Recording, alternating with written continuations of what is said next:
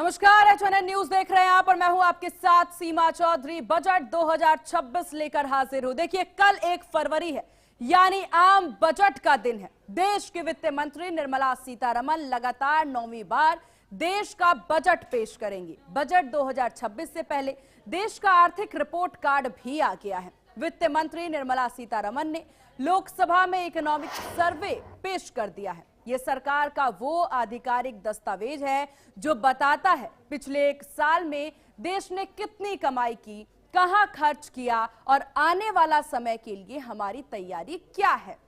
इसमें खेती, उद्योग, नौकरी जैसे अहम क्षेत्रों का पूरा डेटा होता है। इस बार के सर्वे में कुल 16 चैप्टर हैं, जिसमें रोजगार, टेक्नोलॉजी, जीडीपी का भी जिक्र है। इस सर्वे में एआई का खास चैप्टर है, यानी कि सरकार भी इस पर जोर दे रही है। सर्वे के मुताबिक फाइनेंशियल ईयर 2026 में भारत की विकास दर 7.4% रहने का अनुमान है। दुनिया भर में मची उथल पुथल को देखते हुए यह आंकड़ा बहुत ही मजबूत माना जा रहा है।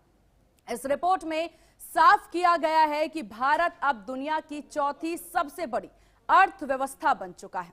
रिपोर्ट में महंगाई को काबू में रखने और निवेश बढ़ाने पर खास जोर दिया गया है, ताकि आम आदमी की जेब पर बोझ कम हो और देश की तरक्की जारी रहे। तो वहीं रोजगार को लेकर के भी आंकड़े पेश किए गए हैं। सरकार का यह भी कहना है, दुनिया में बढ़ते टैक्स और राजनीतिक तनाव के बावजूद भारत की बुनियाद जो है वो मजबूत है। इकोनॉमी सर्वे में आप बजट से पहले का ट्रेलर भी इसे आप समझ सकते हैं, यानी कि अब जो बजट पेश होना है उससे पहले का ये ट्रेलर है। इसमें खेती, उद्योग, नौकरी जैसे अहम क्षेत्रों का डेटा है। एफटीए पर भी खास जोर दिया गया है। रिपोर्ट के अनुसार यूरोप के साथ इस व्यापार समझौते से भारत के मैन्युफैक्चरिंग सेक्टर को बहुत ज्यादा मजबूती मिलेगी। यह कदम भारत को दुनिया भर की सप्लाई चेन में एक मजबूत प्लेयर बनाने के लिए बेहद जरूरी है। तो वहीं बच्चों में बढ़ती डिजिटल लत, इस पर जोर दिया गया है। बढ़ते मोटापे को लेकर के भी सर्वे में एक खास चैप्टर ऐड ऑन किया गया है। जंक फूड विज्ञापनों में सुबह 6 बजे से रात 11 बजे तक रोक लगाने की बात इसमें कही गई है और ये तस्वीरें अब बताने के लिए काफी है। इकोनॉमी सर्वे में इस वक्त क्या हो रहा है ये बताना काफी है। अब चलिए आपको ग्राफिक्स के जरिए समझाते हैं कि आखिरकार किस प्रकार से ये पूरा फाइनेंशियल ईयर देखने को मिल रहा है। इकोनॉमी सर्वे जो हुआ है उसमें जीडीपी ग्रोथ की संभावना क्या है, उस पर भी जोर दिया जा रहा है, जिसको हम एक एक करके समझेंगे कि किस प्रकार से जीडीपी ग्रोथ की संभावना यहां पर रहनी है। क्योंकि जो इकोनॉमी सर्वे पेश किया गया है वो सर्वे से हमें पता चलेगा कि इस बार क्या कुछ खास है। अब समझिए, इकोनॉमी सर्वे जीडीपी ग्रोथ की संभावना फाइनेंशियल ईयर 2025 से 26 7.4%, जो कि एक बेहतरीन आंकड़ा माना जा सकता है। फिर फाइनेंशियल ईयर आता है 2026 से 27, जो कि 6.8% से 7.2% रहने की बात कही जा रही है। महंगाई दर अब हम जरा समझें। अप्रैल से दिसंबर 2025 1.7% और 4% के करीब रहने का अनुमान है। और अब हम समझते हैं कि राजकोषीय घाटा को लेकर के। देखिए, फाइनेंशियल ईयर 2025 में जीडीपी का 4.8% और फाइनेंशियल ईयर 2026 का लक्ष्य जो है वो है 4.4%। समझिए, ये लक्ष्य है और उससे पहले जो हमने आपको बताया वो था कि फाइनेंशियल ईयर 25 में हम कैसा हमने प्रदर्शन किया। जीएसटी रेवेन्यू आपको समझा देते हैं। फाइनेंशियल ईयर 2024-25 16.3 लाख करोड़ और फाइनेंशियल ईयर 2025-26 17.4 लाख करोड़। कृषि विकास दर 3.1 रहने का अनुमान है। इस पर भी आप ध्यान दीजिए। देखिए, टैरिफ के बावजूद भी एक्सपोर्ट बढ़ा है, ये भी हमें समझना होगा। फाइनेंशियल ईयर 2025-26 75.87 लाख करोड़ और एक्सपोर्ट 2.4 बढ़ा है। भारत में रोजगार, अब रोजगार किस प्रकार से बढ़ा है वो भी हम समझते हैं। जुलाई से सितंबर 2025 तक उम्र 15 साल और उससे ज्यादा 56.2 करोड़ लोग रोजगार में आए हैं। विदेशी मुद्रा भंडार की बात कर ली जाए 2023 से 2024 $668 बिलियन और 2024-2025 में $701 बिलियन। जंक फूड के विज्ञापन पर रोक लगाने की बात कही गई है। और इससे क्या होगा, देखिए बच्चों में जो बढ़ते मोटापे हैं उसको लेकर के सर्वे में चिंता जताई गई है। 2024 में 3.3 करोड़ बच्चे मोटापे का शिकार हुए। सोशल मीडिया के लिए उम्र सीमा जो क्या तय होगी, ये भी इस बार के बजट में ऐड ऑन होना है। बच्चों में मोबाइल इंटरनेट की लत पर चिंता जाहिर की गई है और इस चिंता को अब चिंतन में बदलने का समय है। और सोशल मीडिया जो है वो उस पर समय सीमा तय करने की बात कही जा रही है। स्टूडेंट्स को अब साधारण फोन देने की बात कही गई है, यानी अब स्टूडेंट्स को साधारण फोन दिया जाएगा, उससे बड़े बदलाव हो सकते हैं। और इसको लेकर के लगातार अब तस्वीरें भी देखने को मिल रही हैं। अब जरा हम समझते हैं इसको, जरा ग्राफिक्स के जरिए आपको बताते हैं कि आखिरकार इकोनॉमी सर्वे होता क्या है। तो समझिए, एक सरकारी दस्तावेज ये होता है, एक सर्वे, एक सरकारी गवर्नमेंट दस्तावेज ये होता है, जिसके जरिए क्या बताने की कोशिश है कि हमने कैसा प्रदर्शन किया है बीते वर्ष में। बजट से पहले इसे पेश किया जाता है। पहले ऐसा हुआ करता था कि ये बजट के साथ ही पेश किया जाता था, लेकिन अब इसे अलग किया गया है।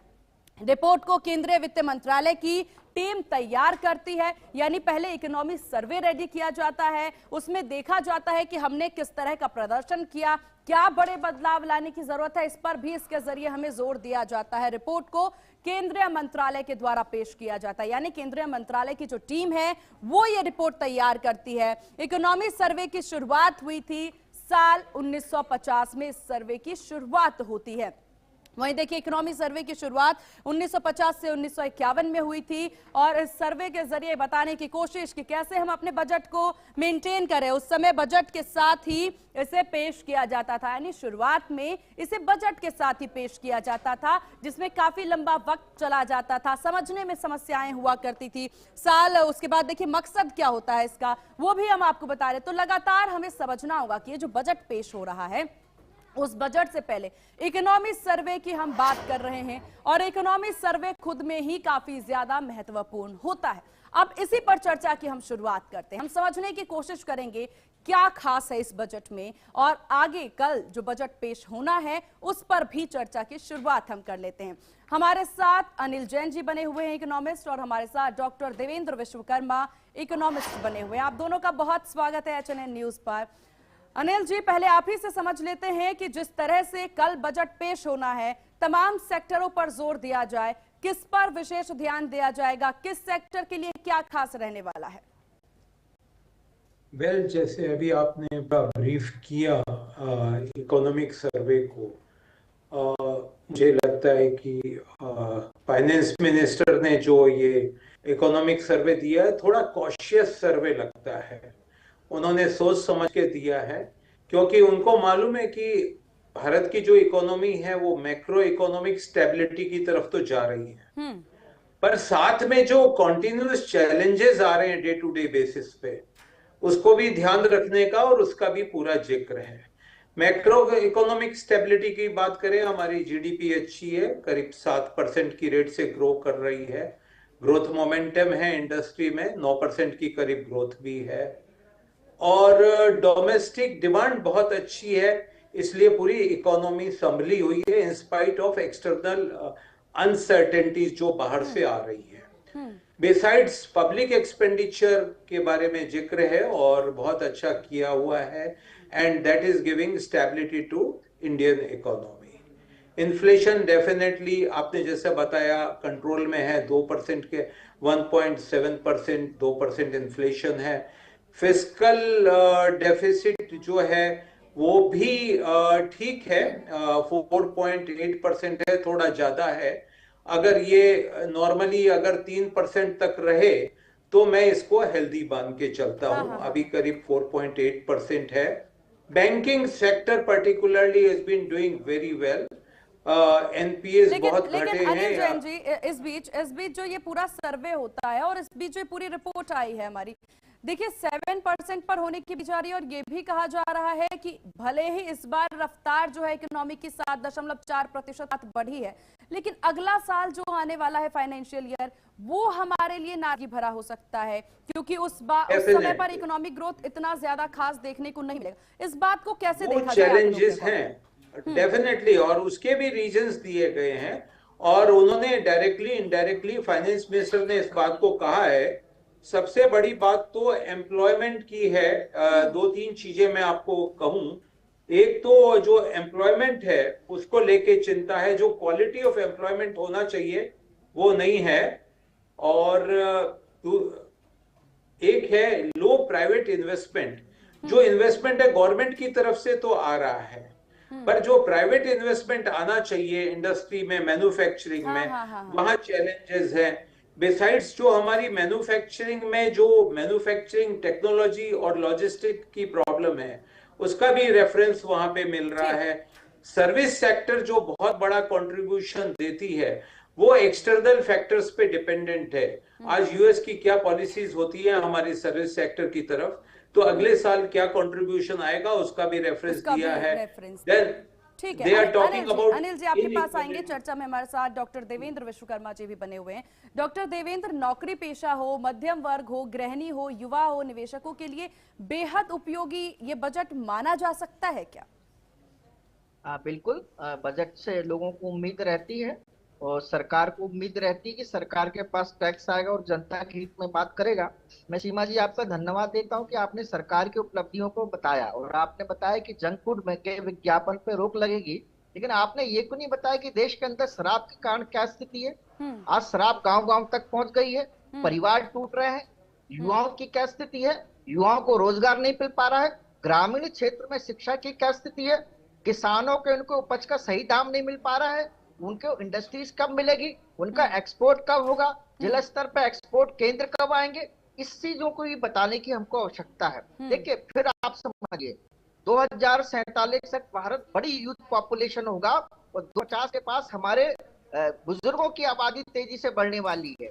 यूथ पॉपुलेशन मीन्स हाथ होते हैं, काम होता है ना, वो इकोनॉमी को आगे बढ़ाते हैं। सरकार को ये समझना चाहिए। इसलिए सरकार देखिए बिल्कुल मैं मानता हूं कि सरकार बहुत अच्छा काम करी, सरकार ने इंफ्रास्ट्रक्चर की ओर बहुत अच्छा काम किया है, लेकिन ऐसी इकोनॉमी अगर ट्रंप कोई स्टेटमेंट देते और हमारे शेयर मार्केट शट डाउन हो जाते हैं, तो ऐसी इकोनॉमी नहीं चाहिए। देखिए एक तरफ आप फॉरेन डायरेक्ट इन्वेस्टमेंट की बात करते हो और एक तरफ बोलते हैं कि भारत को हमको आत्मनिर्भर बनाना है, तो आप रिटेल सेक्टर में 100% एफडीआई ले आते हैं, इंश्योरेंस सेक्टर में 100% एफडीआई ले आते हैं, डिफेंस सेक्टर में 100% एफडीआई ले आते हैं। डिफेंस सेक्टर में जितने उद्योग काम कर रहे हैं उनकी स्थिति आपने देखी है। जबलपुर के अंदर 3 उद्योग हैं, अंतिम सांसें ले रहे हैं, इतना अच्छा इंफ्रास्ट्रक्चर है, कहाँ जाएंगे लोग।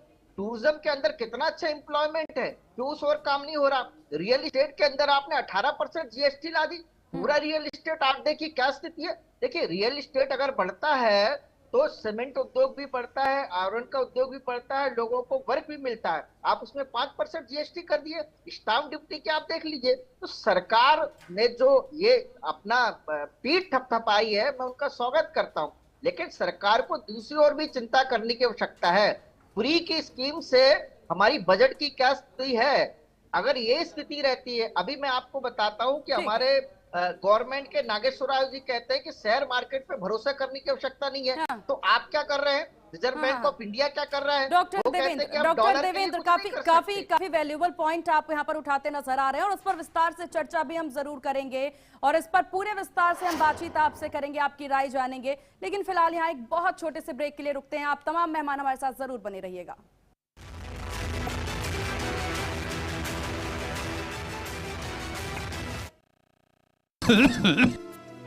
मुल्तानी घोका कॉफ सिरप, इसके तुलसी जैसे गुणकारी तत्व तुरंत असर दिखाएं और खांसी को कहें गुड बाय। मुल्तानी घोका कॉफ सिरप। क्या है भाई तानू? अचानक दर्द उठा। ठीक है सर? हाँ, बस आया तेज हो गया। डॉक्टर ने दिखा रहा है। डॉक्टर का मतलब खर्चा? प्राइवेट हॉस्पिटल का बिल इंश्योरेंस कवर करूगी कि नहीं? मुख्यमंत्री सहज योजना कार्ड हैगा? फिर कोई टेंशन नहीं, थोड़ा सारा ट्रीटमेंट कैशलेस हो। पैसे ज्यादा लगणगे? चिंता ना करो, सारा इलाज बिना पैसे दे होएगा। बिना पैसे दे? जी हाँ, पंजाब सरकार पहली स्टेट सरकार बनी है जो ये सुविधा दे रही है। हरेक नागरिक जिहड़ा है वो मुख्यमंत्री सेहत कार्ड जो बन गया तो 10 लाख रुपये का मुफ्त ते कैशलैस जिहड़ा इलाज कराउण दे काबिल भी होगा, एलिजिबल भी होगा। पंजाब सरकार लेकर आई है दुनिया की पहली सेहत योजना। अब पैसे के कारण पंजाब का कोई भी नागरिक बढ़िया इलाज से वंचित नहीं रहेगा। सेहत का हक सबके लिए। कुछ लोग खाते पीते तो बहुत बढ़िया हैं, पर फिर भी उनकी सेहत नहीं बनती। पिचके हुए गाल हैं, हड्डियां निकली हुई हैं, पैंटें ढीली हैं, कपड़े जचते नहीं, कोई पर्सनैलिटी नहीं। ऐसे लगता है इधर से खाए जा रहे हैं, उधर से निकले जा रहा है, क्योंकि उनका पाचन तंत्र खराब है। और जब तक के पाचन तंत्र दुरुस्त नहीं होगा, वो जितना मर्जी अच्छे से अच्छा खा लें, उनकी सेहत नहीं बन सकती।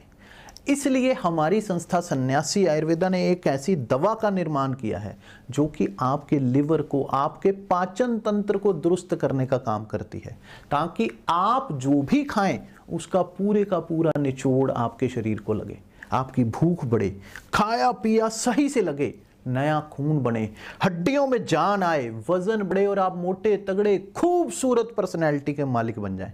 सिर्फ 655 रुपए की पूरे 1 महीने की दवा होती है और आप इसे घर बैठे 01145454545 पर फोन करके दवा मंगवा सकते हैं।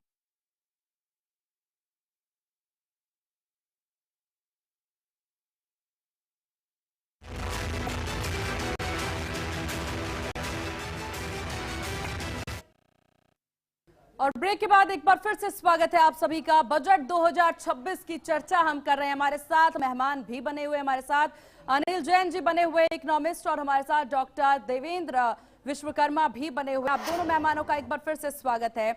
अनिल जैन जी, अभी डॉक्टर देवेंद्र जिक्र करते नजर आ रहे थे शेयर मार्केट का, शेयर मार्केट फ्लक्चुएशन को लेकर के, कि अगर ट्रंप एक बयान देते हैं तो अपना शेयर मार्केट बहुत ज्यादा फ्लक्चुएट होता आता है। और अगर हम इकोनॉमी सर्वे पर अगर मैं लेकर के जाऊं तो उसमें एक पॉइंट कहा गया था, सीएडी पर निर्भरता के कारण रुपए का मूल्य जो है वो कम हुआ है। मुद्रा स्थिरता के लिए विनिर्माण निर्यात आवश्यक है। अब अगर हम दोनों को जोड़ करके देखें तो इससे क्या फर्क पड़ता नजर आएगा बाजार पर?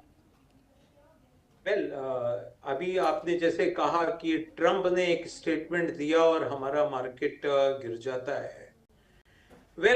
शेयर मार्केट केवल एक कारण से गिरता है या उठता नहीं है, ऐसा मेरा सोचना है। कुछ सेंटीमेंट्स होते हैं, क्योंकि शेयर मार्केट जनरली स्पेकुलेटर्स के हाथ में होता है और उनकी अपनी पोजीशंस होती हैं, वो और हर फायदे का, हर स्टेटमेंट का फायदा उठाते हैं। बट आपने एक चीज और भी देखी होगी इतने सालों में, 15-20 सालों में, कि शेयर मार्केट एक कंसिस्टेंटली ऊपर की तरफ जा रहा है। ये शॉर्ट टर्म में गिरता उठता है, doesn't matter, but ultimately share market एक नॉर्थवर्ड ही चल रहा है। और मैं नहीं मानता कि कोई एक ट्रंप या कोई भी आदमी एक स्टेटमेंट देगा उससे हमारी देश की इकोनॉमी पे कोई बहुत बड़ा इंपैक्ट आने वाला है, चाहे वह यूएस वाले कुछ भी करे, क्योंकि हमारी जो इकोनॉमी है वो बेसिकली 140 करोड़ लोगों की इकोनॉमी है। इतना बड़ा हमारी डोमेस्टिक डिमांड है कि हमें ज्यादा एक्सपोर्ट की इंपॉर्टेंस है, बट उतना नहीं है जितना हम उसको प्रोजेक्ट कर रहे हैं शेयर मार्केट के पॉइंट ऑफ व्यू से। लेकिन तो शेयर मार्केट का एक पॉइंट यहाँ पर यह भी है, अगर मैं पर कैपिटा इनकम का जिक्र करूं, हम कहते हैं पर कैपिटा इनकम अर्थव्यवस्था में या आर्थिक तौर पर हम चौथे नंबर पर अगर हम आ रहे हैं, और ऐसे में पर कैपिटा इनकम अगर भारत की बात कर ली जाए तो 3.3 समथिंग है, और वहीं अन्य देशों की, अमेरिका की बात कर ली जाए तो 92,000 से ज्यादा है उनका पर कैपिटा इनकम। तो क्या हम इसी पर कैपिटा इनकम के साथ विश्व में तीसरे नंबर पर पहुंच पाए? अगर हम तीसरे नंबर पर भी पहुंच जाते हैं, पर कैपिटा इनकम इतना ही रहता है, तो कितना फर्क पड़ेगा? कैसे देखा जाएगा इस इकोनॉमी को? बहुत ही वैलिड सवाल है कि इधर तो आपकी जीडीपी बढ़ रही है, आप 3rd नंबर 4th नंबर की बात कर रहे हैं, उधर अगर एक आम आदमी की इनकम है वो नहीं बढ़ रही है।